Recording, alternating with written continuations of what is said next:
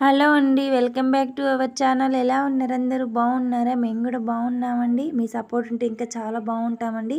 ఈరోజు రెసిపీ వచ్చేసి పాలకూర ఉల్లికారం అయితే చేశానండి. చాలా బాగుందండి, చాలా టేస్టీగా ఉంది. సింపుల్ ప్రాసెస్ కూడా అండి. ఓకే అండి, ముందుగా పాలకూర తీసుకోవాలండి, సన్నగా కట్ చేసి పెట్టుకోవాలి. ఒక 2-3 సార్లు వాటర్తో క్లీన్ చేసుకొని పక్కన పెట్టేసుకోవాలండి. ఈలోపు స్టవ్ ఆన్ చేసుకొని కడాయి అయితే పెట్టుకోవాలండి. 1 స్పూన్ ఆయిల్ వేసుకొని సన్నగా తరిగిన ఒక పెద్ద సైజు 4 ఆనియన్స్ని కట్ చేసి పెట్టుకోవాలండి. ఓకే అండి, ఇప్పుడు ఆయిల్ అయితే వేడైపోయింది. ఆనియన్స్ వేసుకోవాలి. ఓకే అండి, 1 స్పూన్ ధనియాలు వేసుకోవాలి. 1 స్పూన్ జీలకర్ర వేసుకోవాలి.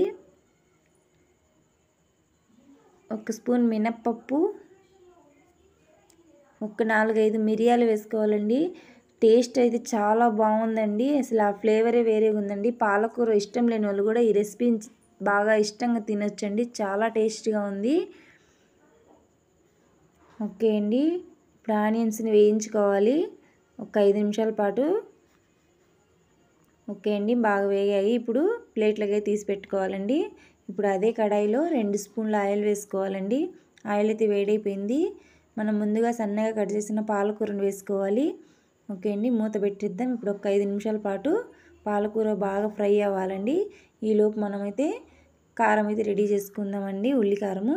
ఓకే, మనం ముందుగా వేయించుకున్న ఆనియన్స్లో ఒక 4-5 రెబ్బలు వెల్లుల్లి రెబ్బలు వేసుకొని మెత్తగా దంచుకోవాలండి.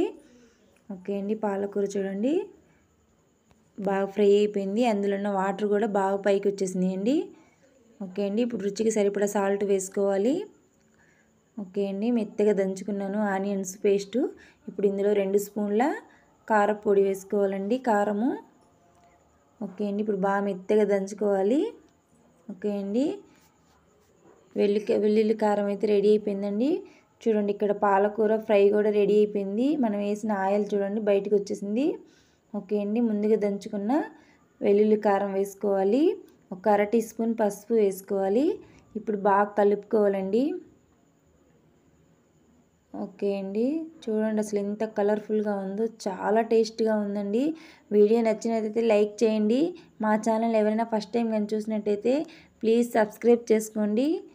Okay friends.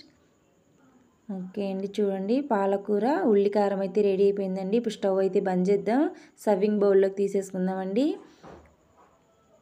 ఓకే అండి, వేడి వేడి పాలకూర ఉల్లికారం రెడీ.